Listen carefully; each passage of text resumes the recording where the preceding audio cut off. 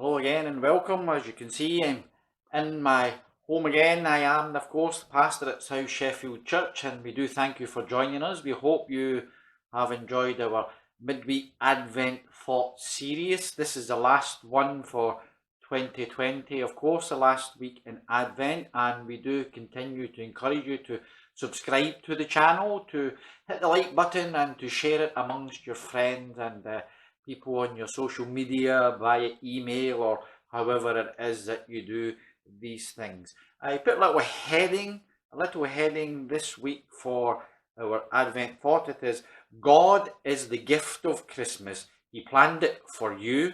He gift wrapped it in swaddling clothes for you, and he sent it by special delivery and just for you. We have looked at God planning Christmas.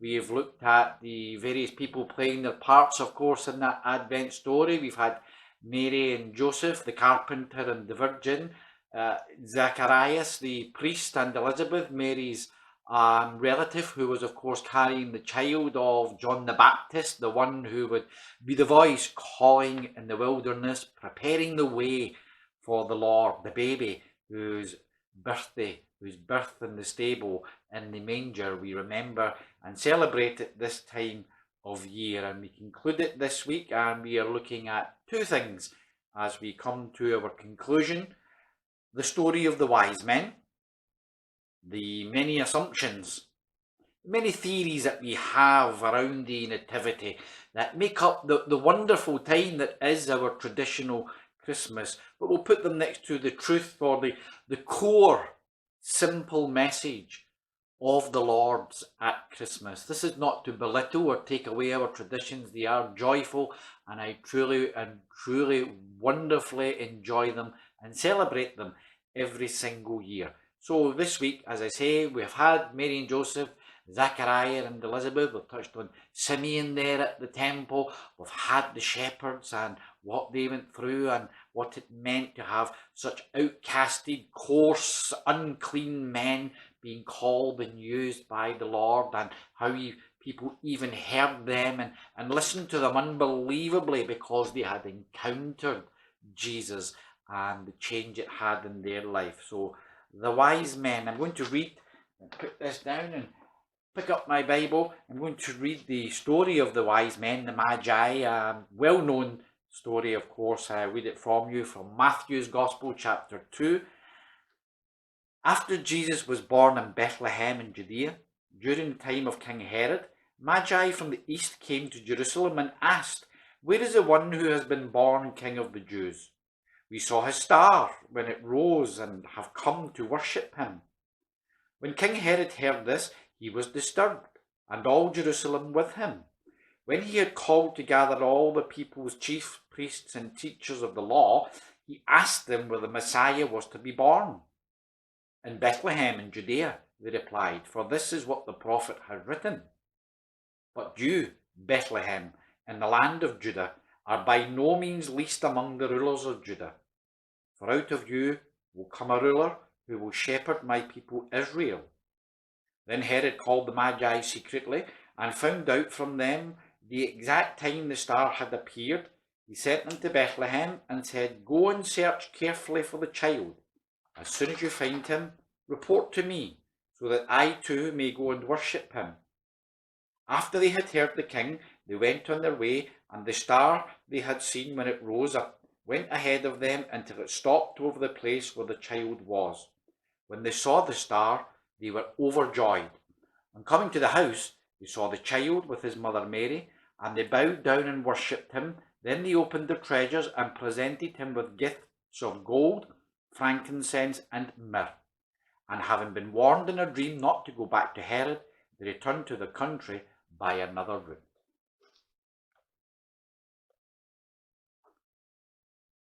It's a relatively short passage.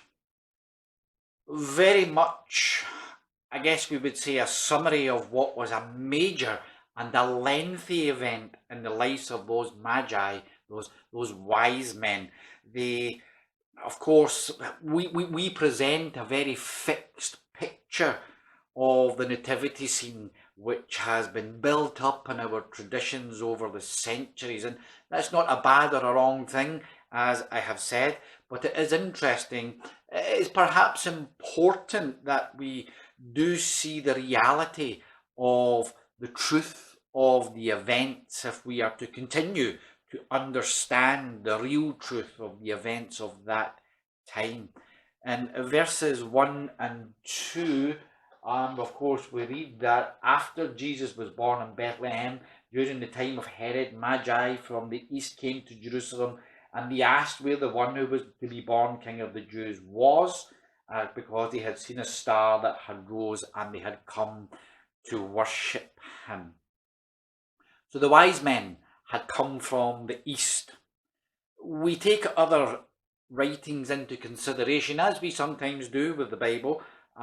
These men probably came from the region of Mesopotamia, which is in the Persian Gulf area, and in the region of Assyria, Babylonia, Iran, Iraq, round about that area, sits between the Syrian and Arabian deserts and Iraq, the country itself. The term Magi is a plural, of course, indicating that there was more than one of them. We conclude in our Christian tradition that there were three because of the three gifts: gold, frankincense, and myrrh.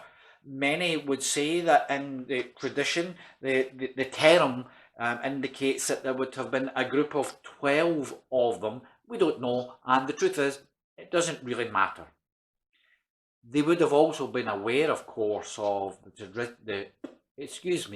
tradition that a star would appear, indicating the birth of a child who was to be king, and they would have been very aware, I would presume, of the expectancy of the Jews that a Messiah was on the way.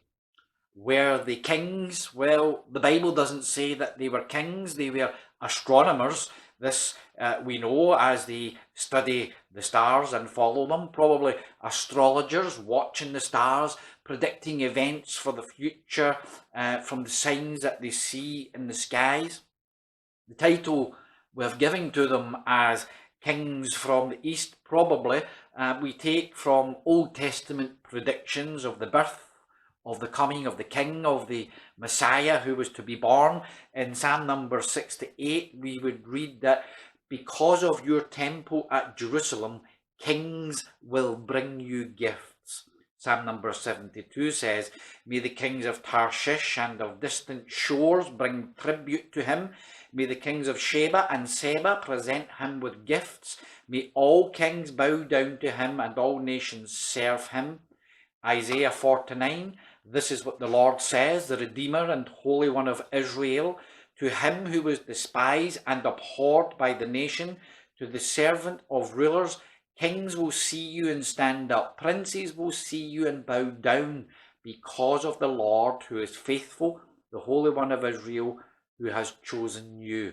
Isaiah 60 verses 1 to 6, arise, shine, for your light has come. The glory of the Lord rises upon you. See, darkness covers the earth and thick darkness over the peoples, but the Lord rises upon you and the glory appears over you. Nations will come to your light and kings to the brightness of your dawn. Lift up your eyes and look about you. All assemble and come to you. Your sons come from afar. Your daughters are carried on the hip. Then you will look and be radiant. Your heart will throb and swell with joy. The wealth from the seas will be brought to you. To you, riches of the nations will come. Herds of camels will cover your land. Young camels of Midian and Ephah, and all from Sheba will come bearing gold and incense and proclaiming the praise of the Lord. And so you see, as we build up our traditions, and certain assumptions are made through various of the traditions of that nativity scene in a stable and wise men coming and all of these things. But when we look at the actual verses, the passages in those, particularly Mark, Matthew and Luke, of course, in the first two chapters of these books, and the gospel events of the nativity, the coming of the babe, the Messiah, we see in this part here with the wise men, the Magi, that they didn't actually arrive at Bethlehem, but in Jerusalem. This would be perfectly normal. Of course, they would arrive in the area. They would have went to the main city and acknowledged the king or the ruler in that place, who was Herod, of course. And it would be expected that that ruler would have been aware of the events they had been following. A king who was born in his own area. But what we actually read as we move on from those first two verses, I'll read 3, 4, 5, and 6 again. When King Herod heard this, he was disturbed, and all Jerusalem with him. When he had called together all the peoples, chief priests and teachers of the law, he asked them where the Messiah was to be born. In Bethlehem in Judea, they replied, for this is what the prophet has written. But you, Bethlehem, in the land of Judah, are by no means least among the rulers of Judah. From out of you will come a ruler who will shepherd my people Israel. So Herod, the ruler of the region, appears to be somewhat unaware. He was troubled, as indeed was all of the peoples, the chief priests, the rulers, all the people in Jerusalem. The region, the Jews, had always been a hot spot of problems for the Romans, and Herod wanted them to like him in order that he may sustain some sort of peace in the area, gain credit from Caesar and Rome, and build a reputation and all of these political things that would go on. And the Jews clearly knew that he could react badly to this potential threat to his throne, and all were disturbed at the news. So Herod calls the religious leaders together to find out where the Messiah was, who was predicted was going to be born, and of course Bethlehem was the answer. They recited the Old Testament prophecies. It's Micah chapter 5, you Bethlehem Ephratah, though you are small among the clans of Judah, out of you will come from me one who will be ruler over Israel, whose origins are from old, from ancient times. So we see what was going on in the actual place and the time at that time. Let's look at verses 7 and 8. Then Herod called the Magi secretly and found out from them the exact time the star had appeared. He sent them to Bethlehem and said, go, search carefully for the child. As soon as you find him, report to me so that I too may go and worship him. Now clearly we know that this was not his intention. This ruler of the area, one of the Romans, would go and bow down to a baby, a child, a Jew, more so, who was a threat to his throne. And we see that he was a devious man, a dishonest man, and his reaction later to kill all the baby boys from 2 years old and under tell the truth of the man, of course, and his intentions. So he sends them from Jerusalem to Bethlehem to find where the baby indeed is. And then we go to verse 9 and 10. After they had heard the king, they went on their way, and the star they had seen when it rose went ahead of them until it stopped over the place where the child was. When they saw the star, they were overjoyed. And we see more theories and more assumptions being uprooted, revealed here in this passage. The star itself is an interesting thing. Many theories over the years have developed about this star. There are suggestions that it was a comet. Today, particularly today, this year, there is a star. It appears like a star in the sky, and they call it the Star of Bethlehem. It's a very rare phenomenon of a time when Jupiter and Saturn, two planets, they pass by each other, and it takes place, I think it's something like every 400 years. It's not always visible, and it is, I think it's been 800 years since it's been seen here, and it happened last night. We were up the hills to see this very rare event. Not too sure I'll make it to the next time round in 400 years, so I thought we'd go and have a look. And alas, this is the UK, and We had rain, we had mist, we had cloud, and well, we didn't see it.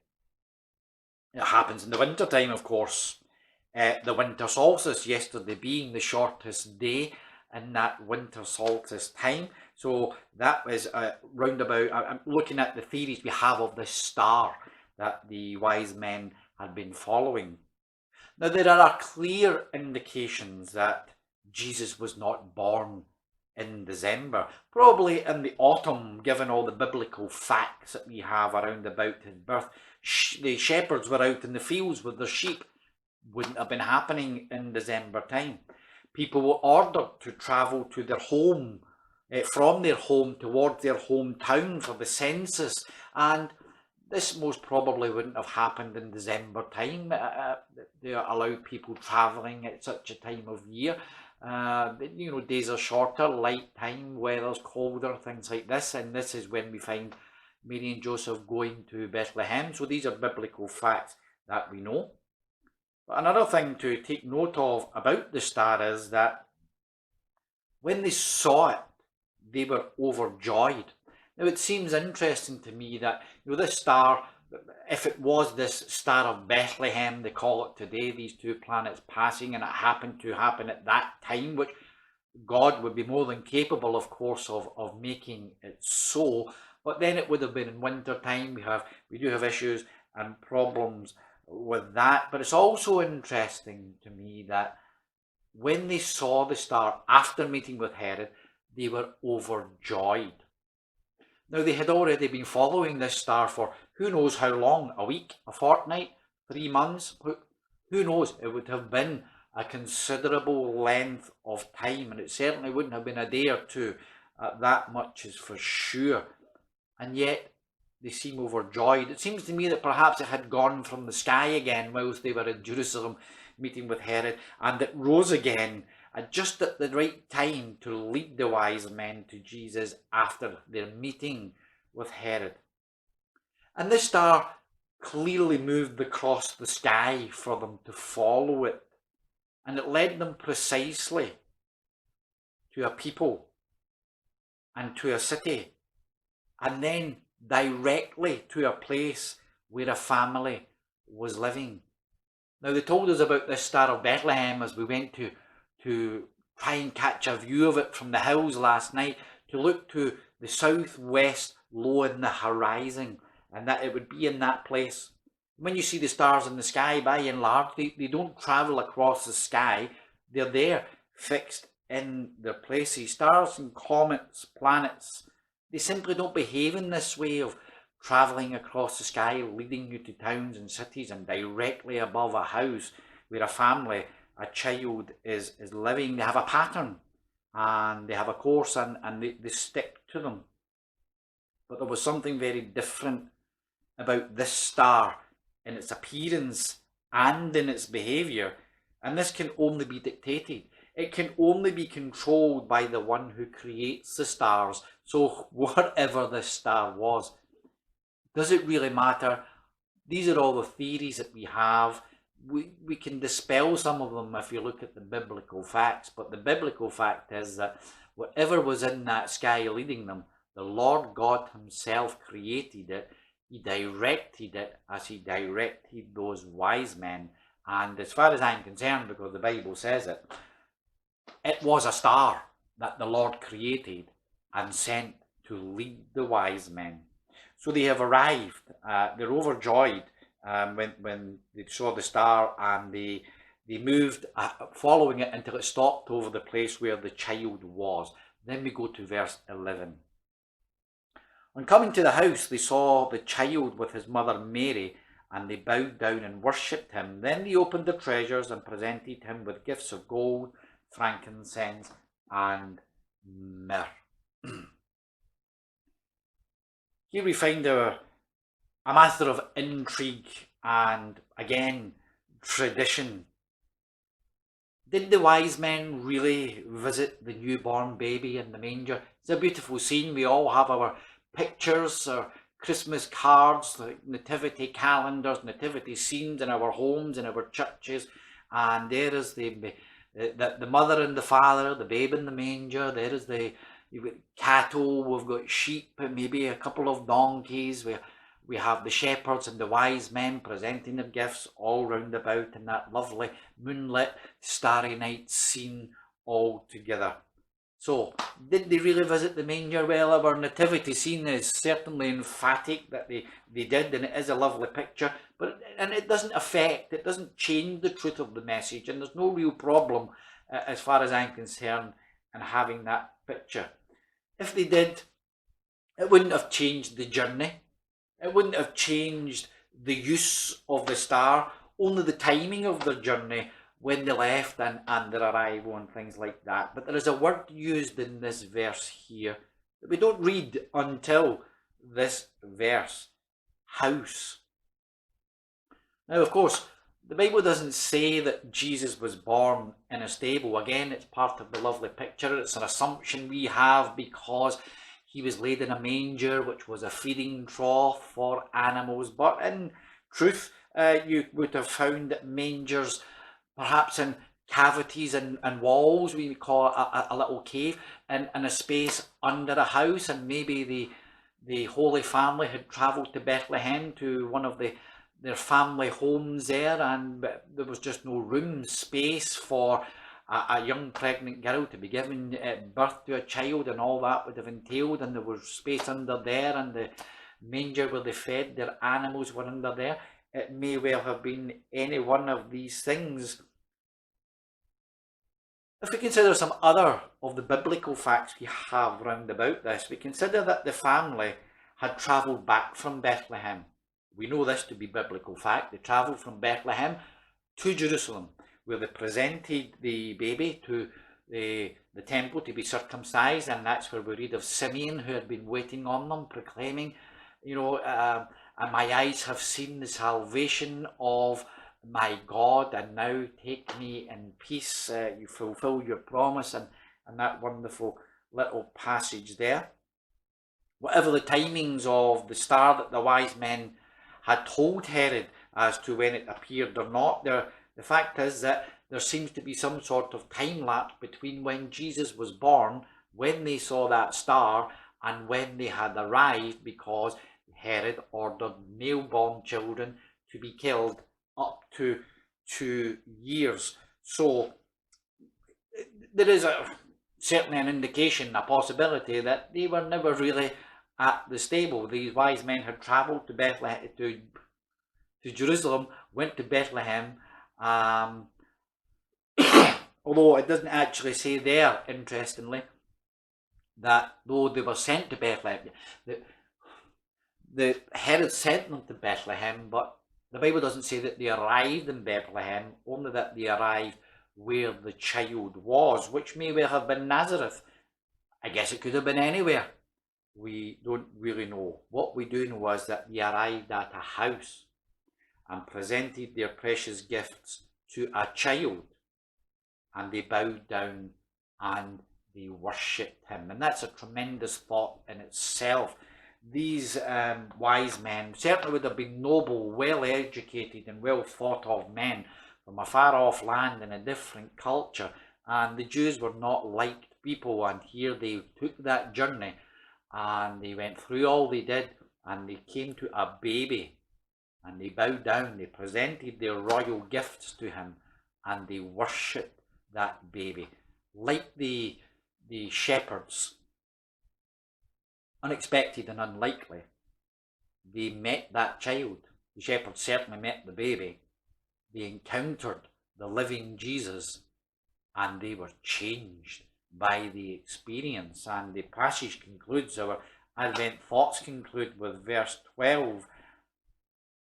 Having been warned in a dream not to go back to Herod, they returned to the country by another route. One encounter with Jesus changed their direction. I sometimes wonder if there is any end to the theories about the advent of the Christ child. We've built up certainly a beautiful, sanitized version of a young, scared, confused and very tired girl giving birth for the first time. Unwanted, rough, coarse men, shepherds roaming the streets where they would have been unwelcomed, arriving at the manger scene, the wise men joining them on that wonderful scenic and calm, peaceful night, with not a scream or a splatter of what would have come with childbirth or anything to be seen. Now, we can't know what it must have been like for any of them in the Nativity story, but the truth is in there. God so loved the world that he gave his one and only Son. That is the truth. A virgin carried him. A young man planning his life, Joseph, changed everything, accepting God's word, and followed. God planned it all. He gave notice. He prepared people for his future, for his will, in his way. And all who knew his word, and that has been very important through our Advent journey, all who knew his word, all who had faith to trust, all who had the commitment and the understanding, the willingness to trust him, had their lives, had their ways, had their culture, had their expectations completely changed. And they all have something else in common. None of them are found complaining about this. None of them are found unhappy about the outcome. It was beyond their imagination and their planning, of course. It was glorious, and their legacy lives on. Even today, we still celebrate it. Every one of them changed because they encountered Jesus. That's the truth of Christmas. From a young virgin to an old barren woman, Mary and Elizabeth, carpenter to a priest, Joseph and Zachariah, filthy, coarse, hardened shepherds to noble foreign wise men. God used them all. God blessed them all. The light of the world is shining. The grace of God is reaching out from the manger to everyone this Christmas.